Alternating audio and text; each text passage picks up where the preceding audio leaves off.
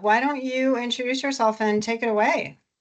Good morning, everyone, and thanks for having me. My name is Becca, and I'm the Workforce One product owner at Deed, and I'm on the performance and technical management team.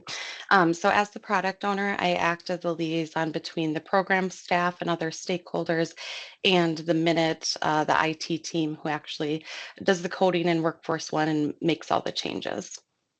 So, anything more for an introduction, or do you want me to get into what we have on the Yes. agenda? Oh, that's right. I do have a little bit of an introduction to this. So the workforce training data that's in SLEDS is not all of the workforce training data that exists. It is from, I believe it's captured in Workforce One, and we pull it out of there. But correct me if I'm wrong, Becca.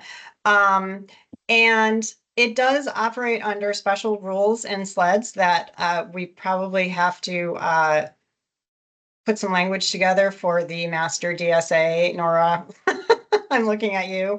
So I'm going to be working with our attorney on that on Monday, but it does require special permission to use. So people can write it into their DSA or to their data requests. And then those data requests have to be reviewed through our workforce training division and approved separately from the SLED structure. So I just wanted to make everybody aware of that. If you somehow have access to that data and haven't been approved through Deed, can you please kind of let me know that? Because Use it it's quickly. kind of on me to make sure that that happens. Okay. Can you tell me how much data like how big of a slice are we talking about here? Yeah, so I asked Becca to hopefully tell us a little bit more because I'm not an expert on this. I know that they're the more intensive workforce training programs. They're not the sort of single touch programs that we offer. Yeah, so I can talk a little bit about the WIOA programs. That's the Workforce Innovation and Opportunity Act, a federal program that's administered by our Employment and Training Programs Division at Deed. So the WIOA programs are case managed, very individualized, ongoing services, whereas you may have heard of Wagner-Pizer services as well. Those are more basic, kind of one touch, maybe a resume review, or maybe they're attending a group workshop to learn about ONET or different assessment tools or things like that. So the Wagner-Pizer program is in a different system called MinnesotaWorks.net. I do not manage that system. That's Ryan Wald, who's out on leave right now. That's kind of basic about Wagner-Pizer. But the SLEDS data is actually in Workforce One, our case management system. And Workforce One, and thus the Workforce One workforce training data that's in SLEDS includes WIOA, and that is youth, adult, dislocated worker. We also have the Veterans Program and a variety of different state and federally funded youth and adult programs. That's what we have in SLEDS right now. We do have more programs in Workforce One, and we're going to be evaluating in the future if there are any changes that we can make to add more programs and just really look closer at the data to see if there's additional information that we should be including. So more to come on that. I thought I'd just mention about the providers who enter data into Workforce One. So these might be Deed staff who are employment counselors, job counselors. There's a variety of different names for them. And also subgrantees of Deed and DCYF, Department of Children, Youth and Families. And the subgrantees could include cities, counties, or nonprofit providers that are working with those customers. And I'm going to share my screen. I don't know about you all, but I'm a very visual person. So as I talk about some of the data that we have in Workforce One, I'll go along with what that looks like here. So this is our sandbox environment. So it's all fake data. And this is a person record that I created who's enrolled in the WIOA adult program. And we have a variety of different things related to their case on the left navigation. Some of these apply, some of them don't. So I'm just going to kind of hit the high points on what we have and what you might be interested in. When they're enrolled in the program, they're required to complete an eligibility and enrollment page. And a lot of these data elements are required for either federal or state performance. There are things like race, ethnicity, language, veteran status, education, information about their family or public assistance benefits, labor force information, and just more information about previous occupations or last hourly wage. So the enrollment information is always a point in time. And again, these mirror what is required for federal reporting. And then when a person is enrolled, they meet with their case manager or job counselor to develop a plan. So I set one up here. Their plan is basically, highlighting what their goals are, both short-term and long-term, addressing any barriers that they may have, and how they can overcome them, and what steps they need in order to enter or re-enter the workforce. So just in this example, if they had limited English, they may be instructed to attend ESL, ELL classes, or if they lack transportation, the counselor may put in their plan that they need to research bus routes that are available. And then other steps towards employment may include things like complete a cover letter and a resume to submit to the job counselor so that they can review and provide feedback. So the first thing that they really do as part of the program is to develop a plan for how they're going to be successful in this program. And success might mean different things for different programs. It could mean employment, or for some of the youth programs, maybe the goal is just to gain some work experience over the summer, or things like working on soft skills. So after they develop the plan, then we get into activities. And each program has different activity options available based on the services that the grant provides. In this example, I have that they're completing assessments and they're in classroom training, attending ESL, and receiving career counseling from their counselor. In the classroom training options, so if they're attending school, we would have data like their SIP code, ONET code, what type of credential they're working toward, and things like that. Activities could include things, so like assessments to determine, what would be a good fit for a future job, or labor market information for what type of job they want to go into. It could include short or long-term training, like a short-term training might be a certified nursing assistant, and maybe their long-term goal would be becoming a registered nurse. So different programs can have different limits on what they can pay for as far as training and the length of time that they'll support an individual. Some other activities might include OJT, which is on-the-job training, where the customer is actually working at an employer site, but the employer is incentivized by the program providing 50% of that individual's wages. Activities could also include things like apprenticeship, work readiness, working on those soft skills, and financial literacy education. So they do the enrollment with all those data points, then they record all of the activities for what they're working on as part of the program. And when they are finished with training, if that was part of their plan, then we also record credentials. And this list of options is pretty standard for most of the programs. Some other, especially the state-funded programs, have maybe a few more options. They capture whatever credential they attained here in Workforce One. And then when they've accomplished all their goals or not, and they're just ready to exit the program, then they would be exited, and different exit reasons might include that they're employed, or maybe they can no longer locate the person, they've lost contact. Yeah, so I think that's kind of the high level of what is in Workforce One. Does anybody have any questions or anything else you want to see while I'm in here?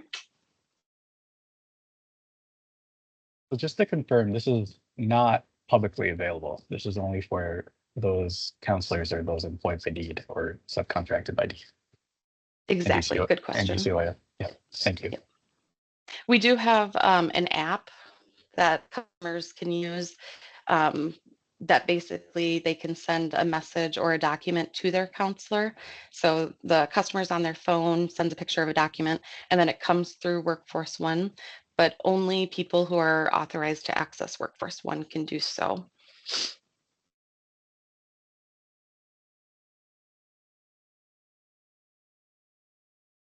Orion, did that kind of hit what you were expecting from me? Yeah, I think that's really helpful. So we have we could look in the SLEDS data dictionary and look at the list of workforce programs. I don't know, Becca, how expert you are on knowing anything about each of those workforce programs. I bet that would be helpful for people if you felt like you could. Like about the eligibility requirements? Yeah, and sort of Or what they offer oh, yeah. for that. Why don't I can share my screen and pull up the SLEDS data dictionary. And here, sorry about that.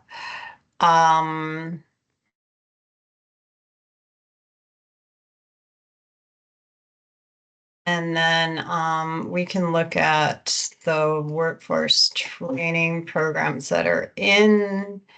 And I don't think it has the programs It listed. doesn't, no. On Well, here. it's Yep. I mean, yeah, you can make some assumptions, but yeah, I don't know. So do you know which programs are included? I do. I actually have a Oh, list awesome. here. Okay, perfect. Fantastic. Okay, I And I will can just then kind of share. go one by one. Yeah, that'd be great. So the WEO Youth Program serves 14 to 24-year-olds. They work, and they could be working on a variety of different things. Maybe they have never had a job before and they need to learn how to apply for jobs, how to create a resume. And maybe they're just looking for something during the summer, maybe a 20-hour-a-week job at a park or something else, just to gain some work experience so that when they're um, that can help them kind of guide them through high school and what they want to do when they grow up. And then, like I said, it's up to age 24. So the point in time that they're enrolled, they must be between the ages of 14 and 24. And then even if they, turn 25 and older, they can still be enrolled in that youth program as long as they were enrolled during that 14 to 24-year-old range. So I've seen people participate in the program for 4 or more years, depending on what type of services that they need. So yeah, I would say the WEO Youth is pretty heavily work experience focused and maybe um, working on those soft skills um, that they need to, just in life. Then we've got the WEOA adult program. So that program is operated a little bit differently based on the provider. I can speak to my experience in Anoka County. We had very limited funds for the WEOA adult program. So we just had to prioritize who we were going to enroll. And we chose to enroll anyone who was under 100% of the federal poverty guideline. Maybe it was 200%, I don't remember exactly, but those low income folks, or maybe low income based on receipt of public assistance. Also, different areas of focus could be disability status or homelessness. Each area can kind of decide who they want to prioritize serving in that WIOA adult program. We have dislocated worker, and dislocated worker has both federal and state funding. Excuse me. And dislocated worker is for individuals who were laid off through no fault of their own. Most often, they are receiving unemployment benefits, and basically they just need to either upgrade their skills or just get some job coaching to re-enter the labor market at a wage, comparable or more than what they received in the past. So again, drawing on my experience from Anoka, we saw a lot of folks that were maybe working in software. And if you can imagine, if you were in a job and you started 20 years ago, if you didn't keep up on certain advancements in technology, you may be laid off, and you need to upgrade those skills to get back to work at a wage the same. Also thinking about people that have worked as reception or administrative assistants since they were 18, and maybe there was a reduction in staff or a mass layoff, a business closing, anything like that. They might need upgraded skills or to explore, a new career path. So the job counselors just help them kind of figure out what they want to do, what the program can offer, and what's going to get them back to work as quickly as possible with sustainable wages. The veterans program obviously serves veterans, and we're actually working on expanded eligibility based on federal guidance for that program. So that's kind of exciting to see. They serve veterans in a very similar manner, just, determine what barriers they have, what skill upgrades they may need, and support them to, again, re-enter the workforce. There are lots of state and federal, state youth and adult programs. So again, that youth age range is 14 to 24, and then adult 18 plus. There's the Adult Career Pathways Office at DEED, which it lives in the Employment and Training Programs Division. And they have just tons of different legislatively awarded grants that focus on very specific populations.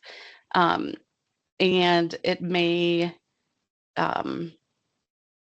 they may have, how do I phrase it? Different goals than what some of the federal goals in those programs have. Like, for example, it might be a training in the hospitality industry, because that's going to be the best job with the highest wage based on their skills and things like that.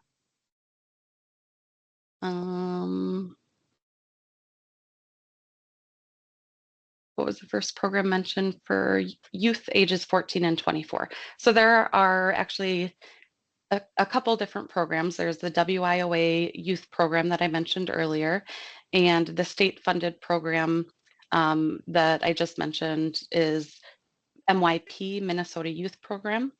And I know that one's in there in the workforce training data. There are also some other state funded youth programs that I don't believe are in SLEDS at this point, but maybe a possibility for the future. And some of those that aren't in there might be Youth at Work, TANF Innovations, and those are, again, legislatively awarded grants. And then the state-funded adult programs are they're within the Adult Career Pathways Division at DEED, and there's, I don't know, probably 20 different programs within that. Things like Pathways to Prosperity, P2P. There's a Getting to Work grant that helps with things like transportation, maybe a car repair or bus passes. What are some other ones? A support services grant. So that could be, you know, providing people with things like boots if they or a welding hood or things that they need in order to get or maintain a job. What else? Yeah, I think that's oh, we've also got the diversionary work program. That's a DCYF funded program is in there. We don't have MFIP for some reason, so I'm kind of looking into why we don't include that in the Workforce One training data for SLEDS. And I'm thinking, Orion, would you mind sharing that data dictionary again if you have it handy? I saw TAA indicators on there, so I thought maybe I'd touch on that. Yes, let me just, here we go. Hold up. So TAA is trade adjustment assistance, and it's when a business or a company has closed and because for the reason that the work is going to be done internationally. So no longer they're closing in the United States to go work somewhere else. And these individuals, if they're certified by the TAA rules, regulations, I don't know what to call it, then they can get a variety of different assistance. Same kind of things like I talked about before, training, individual counseling, that sort of stuff. And they also get additional or extended unemployment benefits. They have a lot of higher limits and can pay for more things. Like some of the other programs might have limits such as while you're in school, we'll provide you with a laptop to, you know, just for the duration of school. Whereas TAA can buy you a laptop that you can keep ongoing. I'm just trying to think if there's other things I should call attention to on here. Or does anybody have any specific questions on any of these items? So just to clarify, like if we were to click into program there, Oriane, generally, Click into, sorry, oh, sorry, program. program. Down. Yep, down. Oh, here we go. Here we go. Yeah. Here we go. Yeah, Oh, so- look at that. Oh my goodness. Wow, you win Somebody today. knows this. I've never tried clicking on that. That's very embarrassing. No, it's not you. It's- Oh, goodness. Well, that helped me, if nothing else. Much appreciated. Yeah, yeah. Well, I was just gonna clarify that. Yeah, so all the programs you mentioned, but also it sounds like that's just like also perhaps a general category for some, and then there's a lot more programs within those categories as well. Yeah. Okay. Especially the Adult Career Pathways program has lots of them within it. Amazing. Thank you. Yeah, okay. And there's also programs that we have in Workforce One that aren't included here, but we're going to look into that.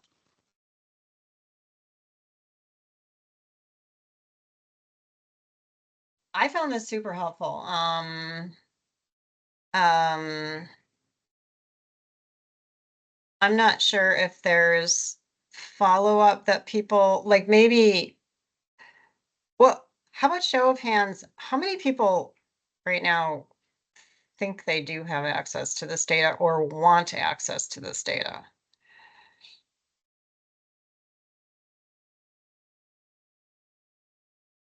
Okay, so sorry, John, did you have your hand up? Okay. So I'm just wondering if there's some, follow-up that we want to do with people, who do have access or want access to the data once, I don't know what that follow-up would be specifically, but maybe we can continue sort of thinking about that. Yeah, and I think it matters, Oriana. Are we talking about, access at an individual person level for analysis, or are we talking about reports or yeah, what are we talking about exactly? Because it would be, it sounds to me like from what you're explaining, so it would be covered by how do you normally access SLEDS data at the individual level, though all those rules. And then on top of it, that would have to be a request that's approved for this data as well. Yes, yes. And in terms of the reason why, this additional layer got added from the deed side is because this is very complex data and it's not data that we would expect, your average SLEDS user to have a lot of information or understanding around. And so I think the point is that we want to make sure that it's used, just like the rest of SLEDS data, we want to make sure that it's used in a way that is actually supported by the data. And since I am not an expert on this, and for sure, I don't want to be in a position of saying yes or no to data requests based on, the nature of the kinds of questions they're asking. So, and nobody else at Deed wanted me to do that. So that's why we have the extra layer of bringing those requests to workforce development, including Becca, and having them vetted through a group of experts. And we've never denied a request, but we do sometimes have questions for the researcher.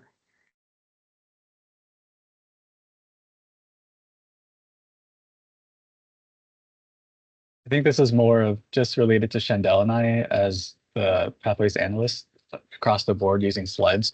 I assume we're not, we haven't, sorry, I don't even know what I'm trying to say, but we don't have that access yet. We would have to request it if we were to use it. Is that right?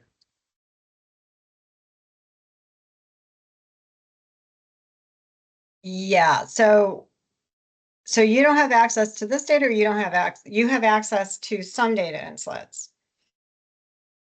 I think so. Okay. Yeah. So I don't know how those access requests work if they don't go through the research committee and the whole process. So that's something that I think we're having ongoing discussions on around our DAMP. And maybe we can like figure out where this process fits in to the bigger process.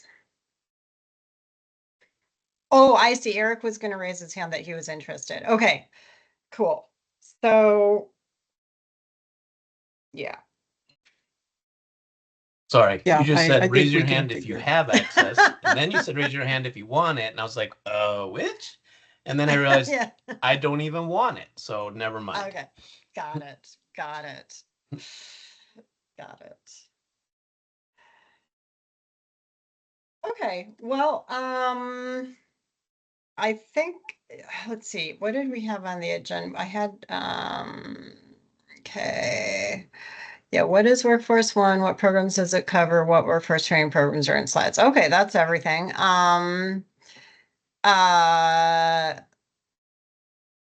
One thing that Becca and I recently met, I'm going to try to summarize this in 1 minute. And because the Workforce One system is used by a wide range of organizations, our partners, our Deed partners, they have built very closely to what my understanding of minute requirements are for access to data systems that include sensitive data. And so just in terms of our DAMP discussion, I feel like we can learn from what Workforce One has built into their system. So that's an FYI for future discussions. And since SLEDS is housing some of this data in a slightly less sensitive way because it's de-identified. It seems like we should at least parallel some of the systems that are already in place in the Workforce One system.